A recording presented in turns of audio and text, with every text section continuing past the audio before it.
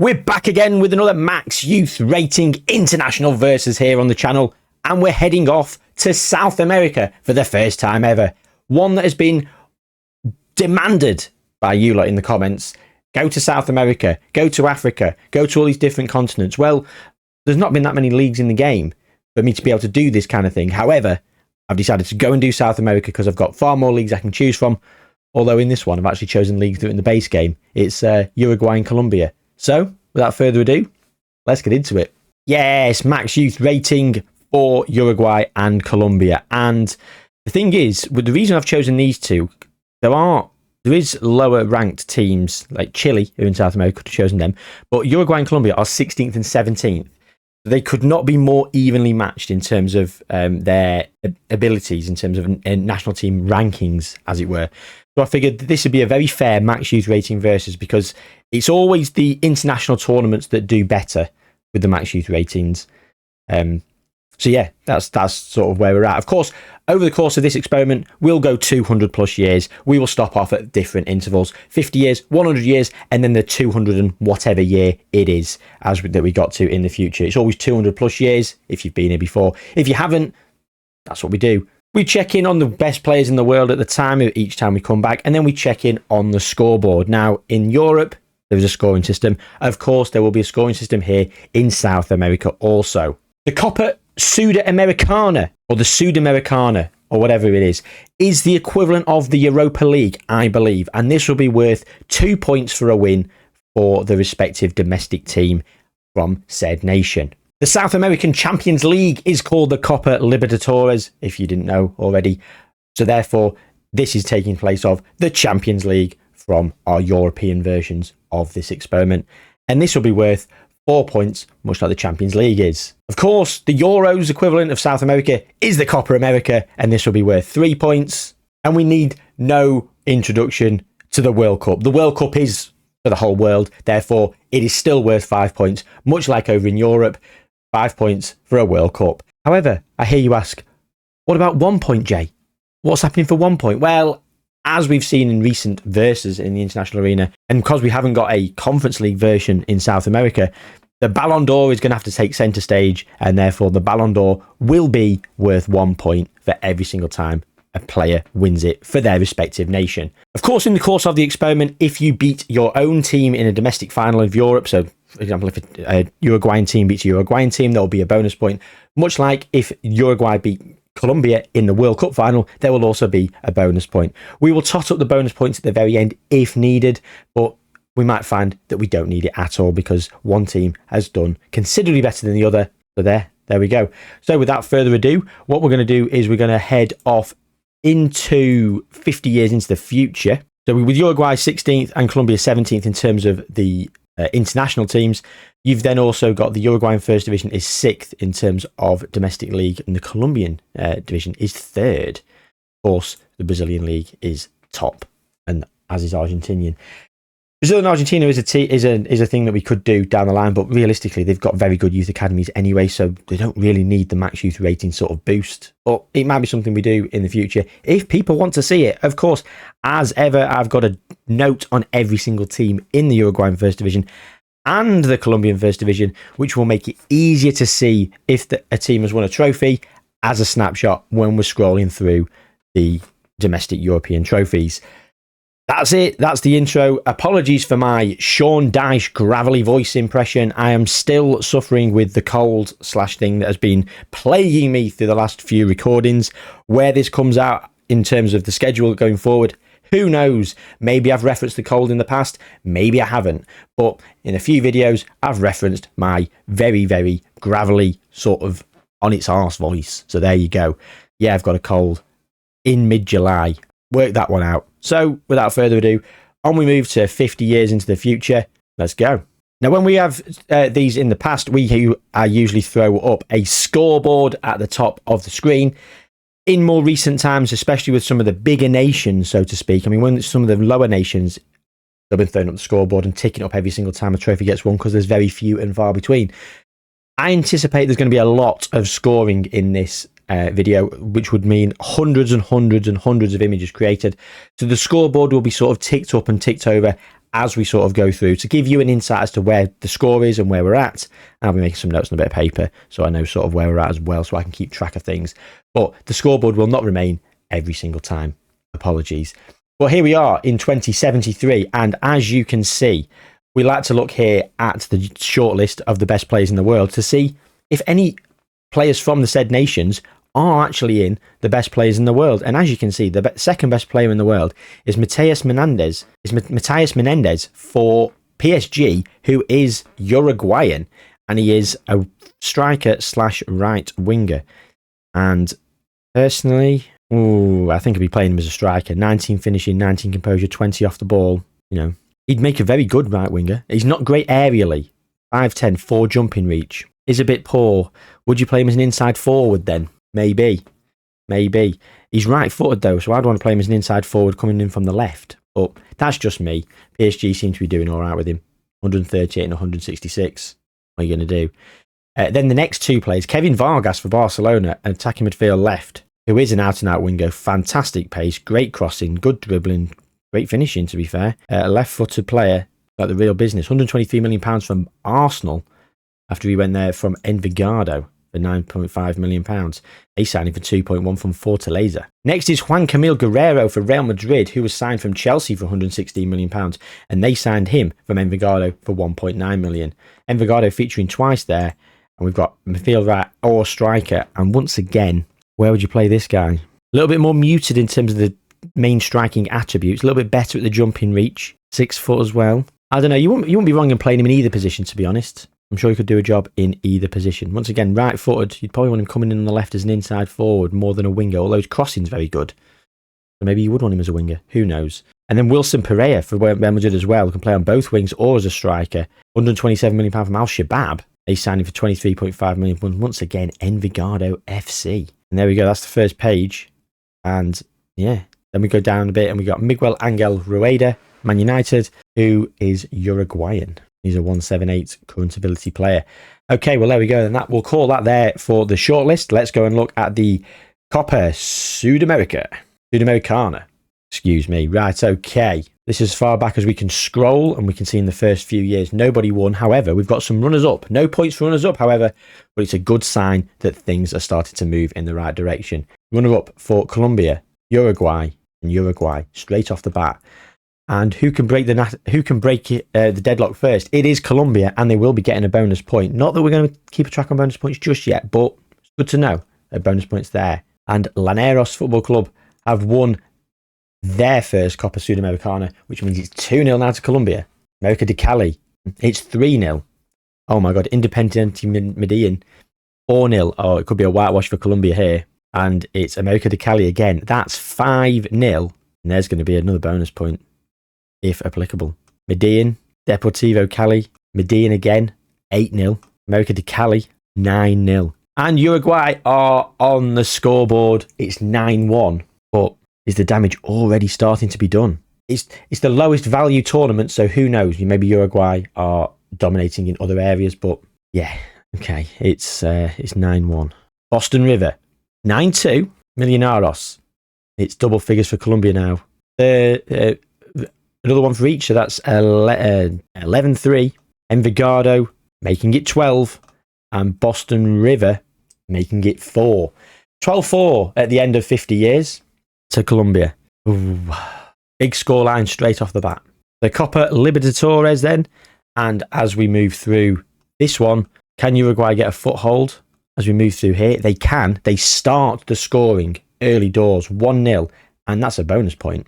Defensa Sporting, back to back, that's 3-0, and there's another bonus point. These bonus points could come in. Atletico Nacional, going to be a bonus point, and that's 3-1. Liverpool FC, they're both for Uruguay. That's 5, 6, 3 in a row for them. All of a sudden, 12-4 down in the Sudamericana, the Copa Libertadores, it's 6-1. Liverpool again, 7-1, bonus point as well. Millonarios, Colombia, 7-2, keeping them in it. Liverpool FC, 8-2 to Uruguay. And again, Liverpool FC absolutely dominated, not as much as Boca Juniors though, but it's 9-2.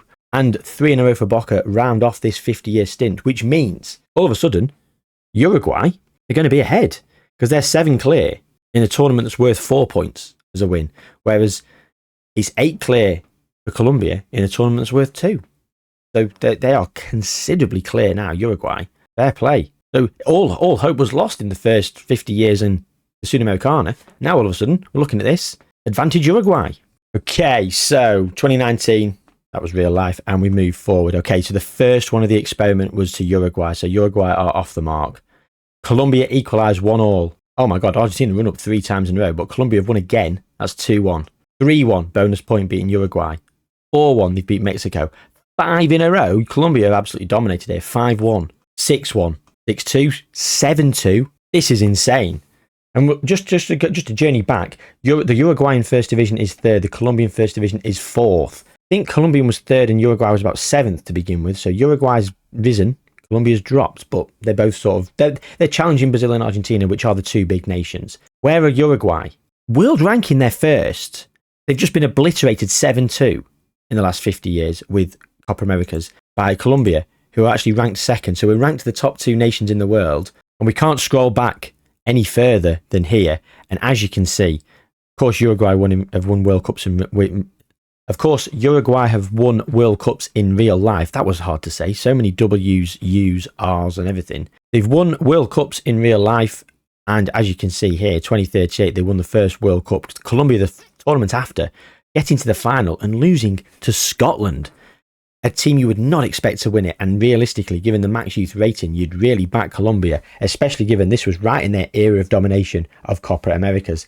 Fortunately, though, they did equalise the tournament after that in 2046, but it was just 8 short years later when Uruguay retook the lead, 2-1. And most recently, Uruguay make it 3 after beating England in the final, the previous winners, as England had beaten Colombia in 2066. 100 years after England had first won the World Cup, they won it again, beating one of our teams in the final. So we have 3-1 in terms of the World Cups. So Uruguay are very much head there. So we've got such a disparity. That's the closest it's been in terms of scoreline, but we have got a landslide in the other 3 competitions. Let's go and look at the Golden Ball, aka the Balonor then. And all you need is a Messi or Ronaldo type player, and you could really clean up with 5 or 6, which would be huge. I mean, look at Kylian Mbappe there, Jude Bellingham. Oh, Billy Lobaton for PSG, Colombian, 1-0 to Colombia. Federico Rosserman, 1-1. But as I've scrolled too fast, and you see what's coming next, the same name that's won it before, Billy Lobaton, it is 2-1 to Colombia.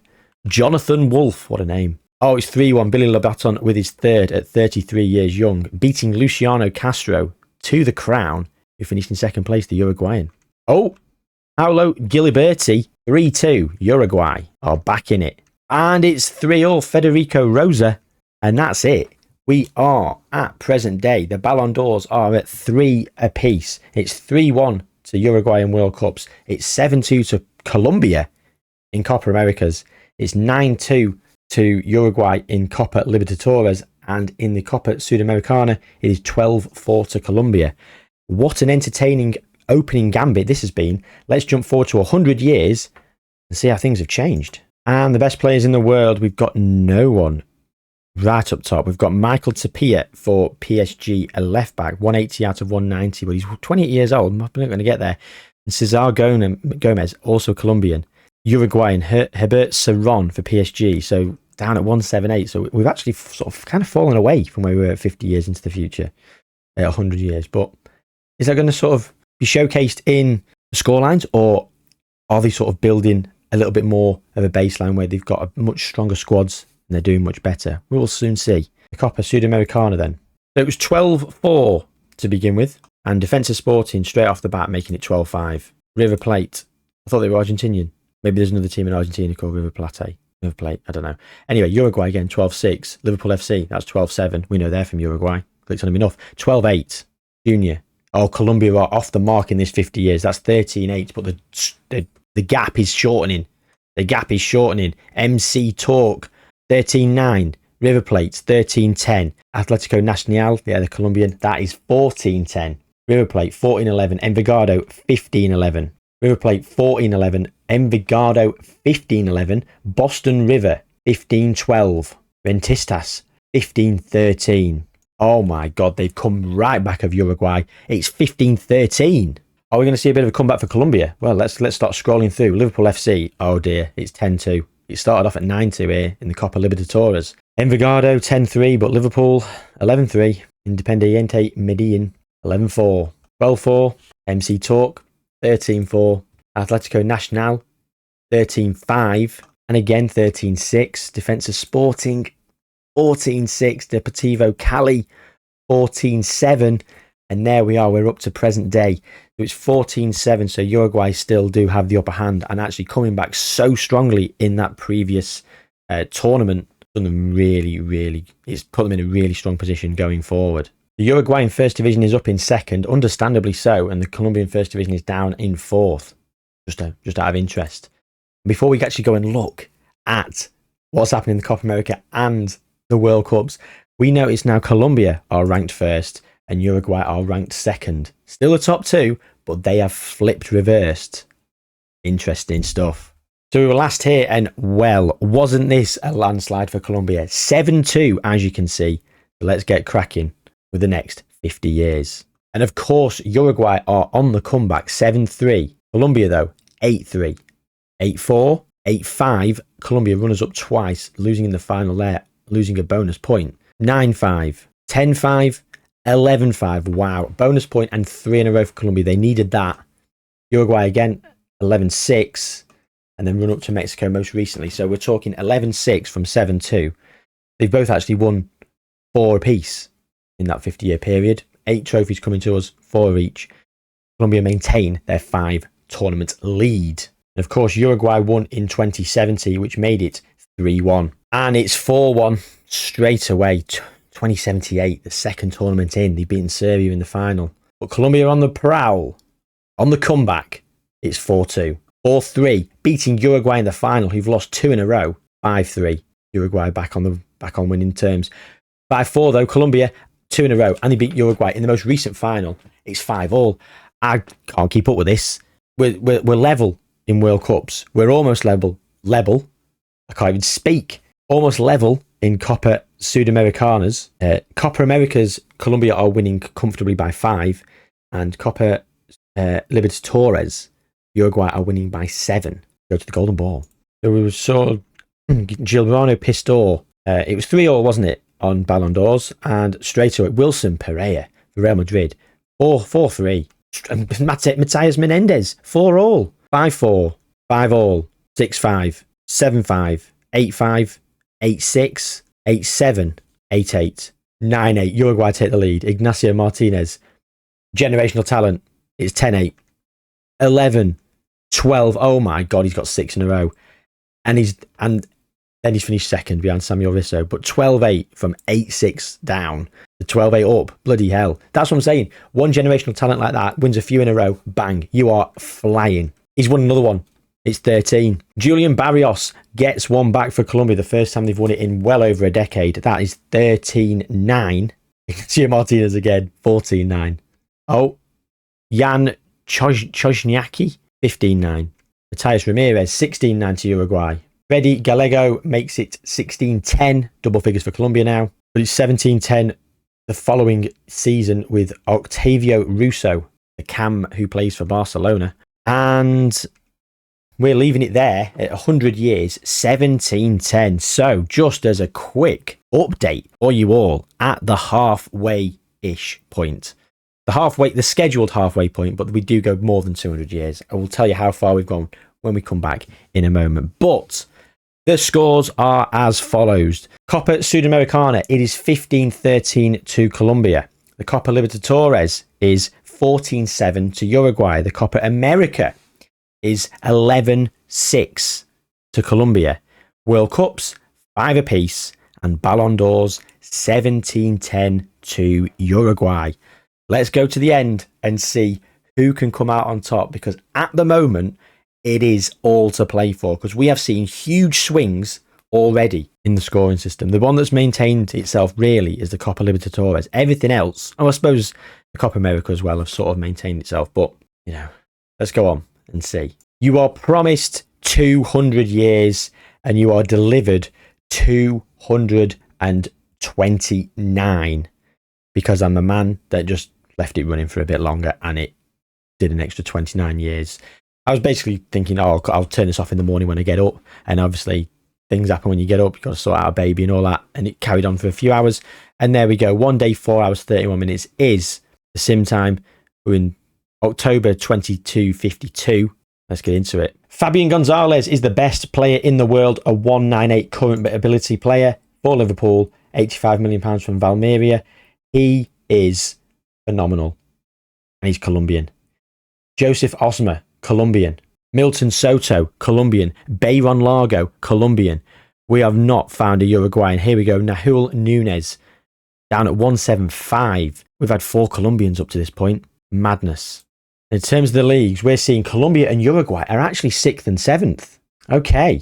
Of course, in the first 100 years, we got to 15-13 to Colombia. So in 129 years, I'm expecting quite a few tournament wins here. So let's get straight on. Deportivo Cali making it 16-13 to Colombia. Atletico Nacional 17-13. River Plate, they're Uruguayan, 17-14. Oh, we're going quite a while without anyone winning it. Rentistas, Uruguayan, 17-15.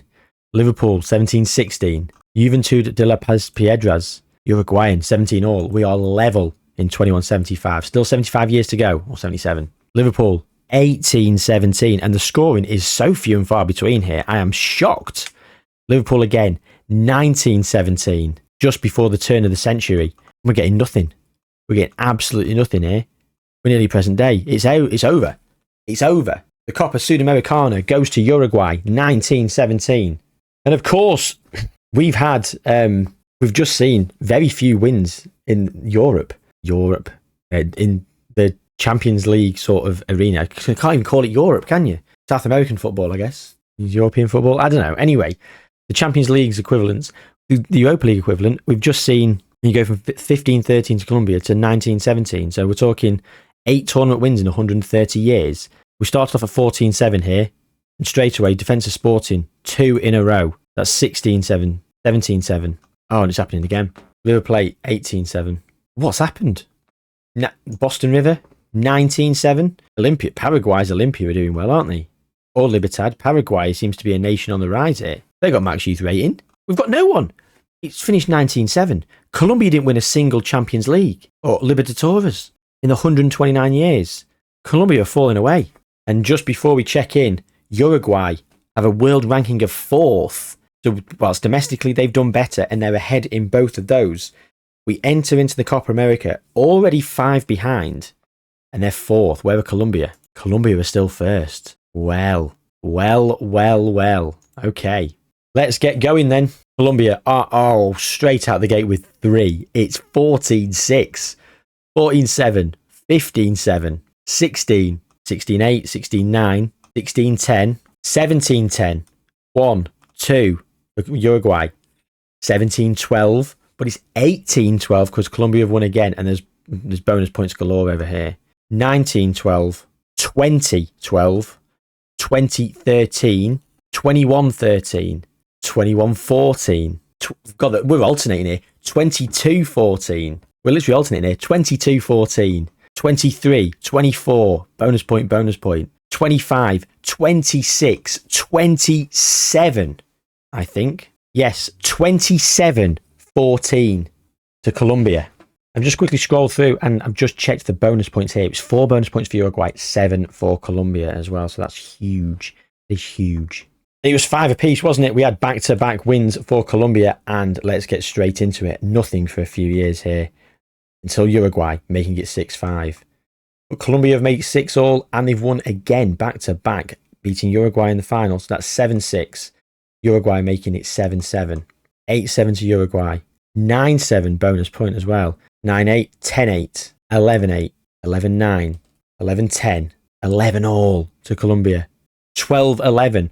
Colombia have won 4 in a row. If we'd have only gone just over 200 years to around the 22 mark, Uruguay would have won that. But the extra bit of simulation time has let Colombia back in. It's 12-11. And there's 5 bonus points available there. It was 3 for Colombia, 2 for Uruguay, which I think is fantastic. We've just gone through and looked at the bonus points before we go into the Ballon d'Ors, and it's 5-2 in bonus points on the Copa Sudamericana, and 3-1, that was to Colombia, sorry, and 3-1 to Uruguay in the Copa Libertadores. So 19-7, double that because it's times 2 points, so that's 38-34 plus the 2, so 40 plus the 5, 40-39 to Uruguay in that tournament. Copa Libertadores, 19 times 4, 76 plus 3, 79. Colombia, 7 times 4, 28 plus 1, 29. Oh, huge, 50 points. But the Copa America, 3 points for that. So 14 wins for Uruguay. That's 42 plus the 4 bonus points. That's 46. Compared to Colombia at 26 wins times, 27 wins times that by 3, 81 plus the 7, 88, and then the World Cup at 12-11 to Colombia, 5 points apiece, so 55 plus the 2 bonus points for Uruguay, that's 57, and then 60 plus the 3 bonus points for Colombia, that's 63. That means that Uruguay, after those 4, are on 222, and Colombia are on 219. Now, of course, Uruguay was 17-10 ahead in Ballon d'Ors, but with only 3 in it, Colombia now have to come back. Not only draw level, get 3 clear. A couple of generational talents could easily be done. But let's get going. Oh, Uruguay, straight off the bat, 18. Eduardo Lopez, he's won 2. That's 19-10. Colombia, 19-11. 19-12, Carlos Fernandez. Oh, Victor Britos. Oh, 2 in a row. And 3. Oh, and 4. That's 23-12. Oh, back-to-back for Colombia, 23-14. 24-14, Uruguay. 24-15, Johan Guillen. Oh, 25-15. 26, not a lot happening. 27, oh, 27-16. 28-16. 28-17. 28-18. 29-18. 29-19. 29-20, 29-21, 29-22, 23. 29-23, I don't think we've got enough time. 30-23. 1, 2, 3 more for Colombia. That's 30-26.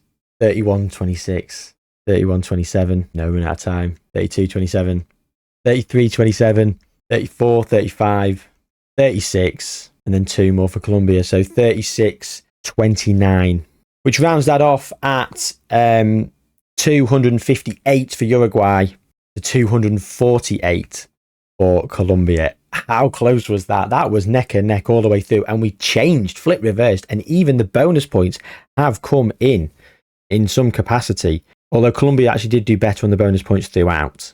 It was only Uruguay that won in bonus points in the Copa Libertadores. But yeah, that was wild, that one. That was one of the closest we've had, and a thoroughly entertaining back and forth. So yeah, suggestions for other nations you want me to do this with. I've got the Ultimate Leagues database, so I can try and do it with all the other different nations. Some of them don't seem to be working though. I've tried with Nigeria. Can't get a TV deal to take for some reason. Won't load it into the game. So still working on that. But make your suggestions in the comments down below.